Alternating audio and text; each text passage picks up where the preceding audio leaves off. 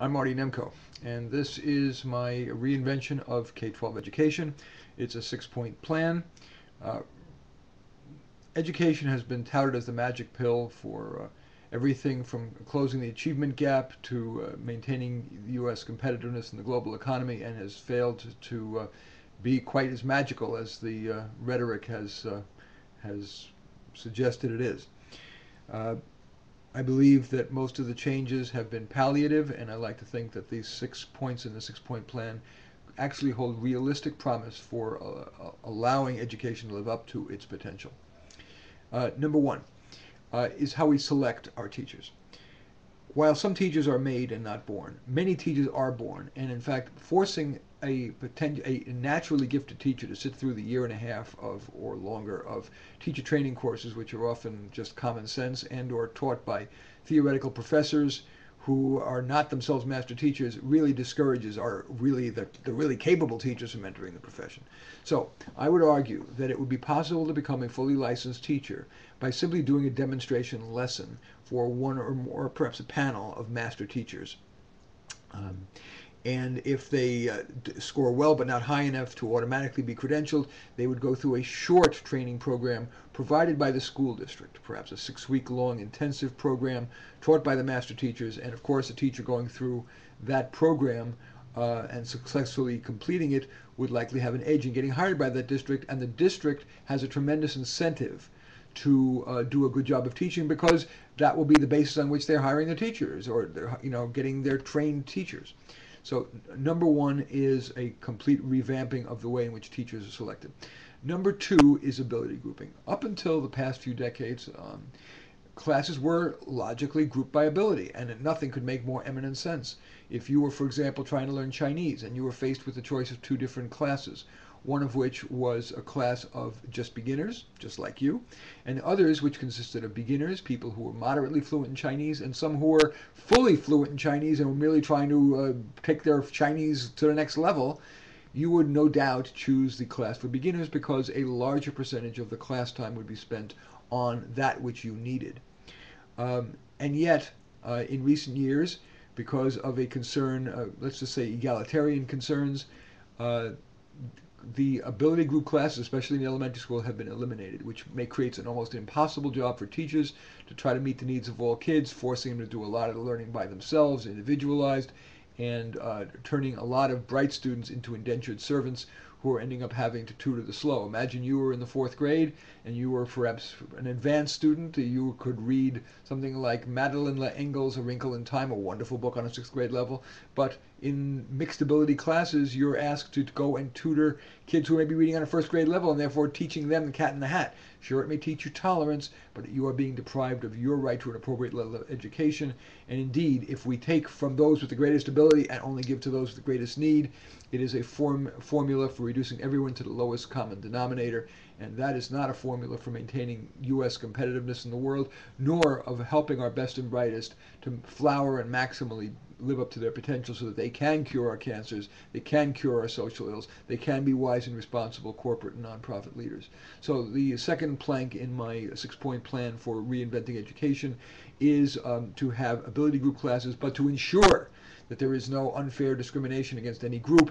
Their teachers should be absolutely encouraged to take hard looks at each student to see if they've been placed appropriately, and if there are glimmers that a student should be moving up, you should err on the side of moving the kid up, but of course if the kid needs to be moved down, that should be done too. They should be fluid classes, and also it doesn't mean that all of the subjects need to be taught in ability group classes. If indeed we want to teach tolerance and dealing with kids of different abilities, fine. Let's have art and music and lunch and PE. Let's have those mixed ability, but let's have the academic subjects grouped by ability so that every kid can get maximum amount of time and appropriate level of instruction. Number 3, curriculum.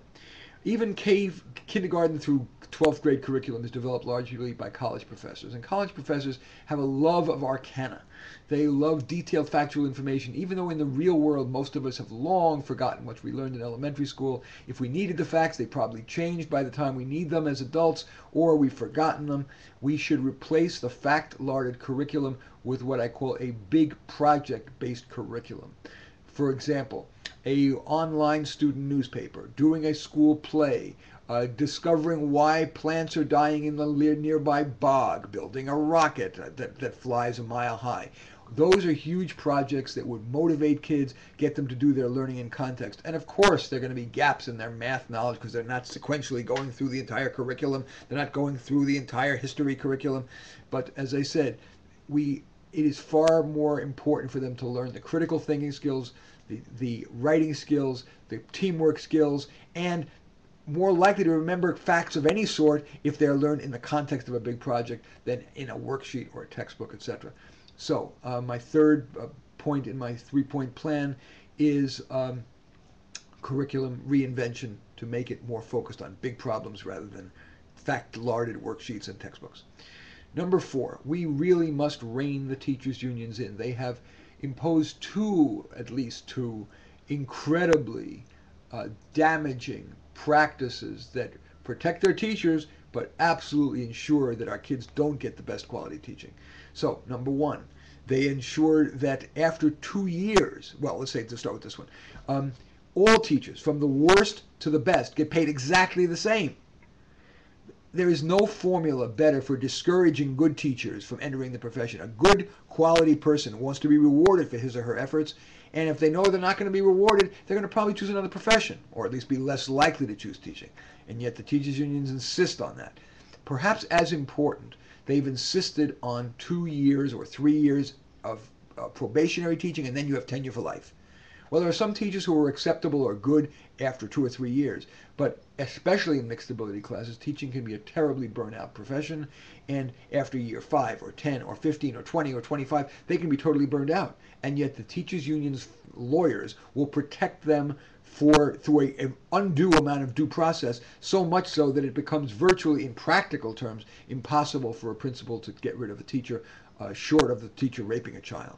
So I really think we need to rein the teachers' unions, and we cannot have tenure. So our children and our future are too important to allow people to have lifetime tenure. I mean, it hurts, as you've seen, it's hurt in our other unionized industries, like the auto industry. The quality of cars is down because there is security of employment. In the airline industry, all kinds of problems. The airline industry has been brought to its knees by a unionized environment. Certainly with our children, our future, we must rein in, if not eliminate, the teachers' unions. Number 5. And this is perhaps most controversial, but I'm very excited about this, and that is this. Let's take a course that's particularly difficult to teach, like Introduction to Algebra. There are about 30,000 algebra teachers in the country, some of which are excellent, many of which are fair to middling, and some who are pretty terrible. And it makes sense because algebra, the people who tend to go into algebra, into math, and have enough expertise to become math teachers, generally they're not English people, they're math people. So they don't explain things well, and math is especially algebra and subjects like that, and calculus, are very difficult to explain. Now imagine that instead of every kid having this random assortment of teachers, that instead the U.S. Department of Education convened 3 or 4 of the finest algebra teachers in America and had them divide up the Algebra 1 curriculum so that they each got to teach the part that they taught best. And they created an online course, very interactive, very video online course, in collaboration with an IT person to help realize their vision. And so there was this wonderful dream team taught course that would be available online for free to all districts. All districts could then make that available to all their students, and if the school district wanted to provide a personal touch, a parent or a teaching assistant or even a teacher could be provided on site for classroom discipline purposes, as I said, to provide the human touch, answer questions, etc. That would ensure that every kid, rich and poor, would get world-class instruction. I cannot think of any intervention that would result in greater improvement in education than the use of Dream Team taught teachers. Unfortunately, the teachers union would be terrified that indeed teacher jobs would be lost, and indeed probably would, and so they would use their enormous political power to fight that. Another reason why the teachers unions need to be reined in. And the 6th of my 6-point plan for reinventing K-12 education is lengthening the school day and lengthening the school year.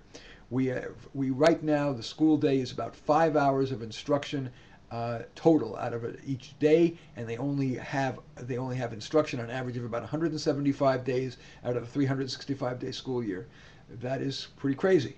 And the reason why we've kind of tolerated it is not just because of the pressure of the teachers union, because they want shorter work days and work years for their teachers, but because of kids hate school. the curriculum is so boring and fact-larded. But if in fact it was dream teamed, with a lot of the classes were taught by dream team teachers, if they were involved in big projects, if we did recruit better teachers by not screening out the best people, by forcing everybody to take these long, boring, theory-taught teacher education programs, school would be exciting enough that kids would want to go to a longer school day and a longer school year. Just like a school I visited in Hillsborough, California, called Nueva Day School. The kids love it. They say, I'd rather be in school on the weekend than at home. And the teachers union have no basis to balk, because despite the propaganda of the teachers union, teachers are not underpaid. Average teacher nationwide makes in the 50s. There are some in where I'm originally from, Long Island, who make $100,000 or more a year with tremendous benefits, tremendous retirement, unbelievable job security. Their excuse that the teachers should be only working 175 classroom instruction days really does not hold water. So, to summarize, my 6-point plan for reinventing education. Number 1, we need to completely change the way in which we credential and train our teachers. Those who are great teachers should be able to simply demonstrate that gift in front of a master teacher or a pair of master teachers. And those who do okay and but are not ready to be given a credential already should get a school district sponsored training program that was very short, taught by master teachers. Number 2, ability group classes are essential, and in fact there is data that indeed supports their validity. There is some politically motivated data to the contrary, but in general the unbiased data supports it. Ability group classes, but with making sure that there is no racism involved in the selection and that kids are encouraged to move up and move down as needed. 3, take the curriculum and de-content it. Take rid of those endless facts that are of great interest to faculty members about geometric theorems and the causes of the Peloponnesian War, and replace all that fact-based, worksheet-based instruction with big projects that enable kids to really learn problem solving, etc., like student newspapers online, like classroom plays, like discovering why the plants in the bog are dying, how to build a big rocket. Great way to improve instruction. Number 4, as I've been saying, rein in the teachers' unions. They are really making decisions that, yes, protect their teachers, but are decimating, for the reasons I've outlined, decimating the quality of education for kids. Number 5, at least on an experimental basis, try these dream team taught courses so that all kids, rich and poor, can get world-class instruction rather than the usual random assortment. And number 6, it's pretty obvious, but we really should lengthen the school day and school year beyond 5 hours a day for only 175 out of the 365 school days, days in the school year. And that's my plan for reinventing education. And I can't think of anything more that anything that would improve the quality of America's present and future more than reinventing education like this, and improve our worldwide competitiveness. I thank you for watching. I'm Marty Nemko.